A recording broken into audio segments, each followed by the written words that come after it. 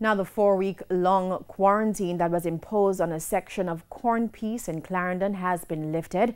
The authorities have decided the community is no longer a public health risk. On March 19, the community was quarantined for an initial 14 days after a 79-year-old from the area died from COVID-19 related complications. The lockdown was extended for a further 14 days after 6 more persons tested positive for the virus. On a recent visit to the area, Minister of Health Dr. Christopher Tufton urged residents to continue being vigilant even after being given the all clear.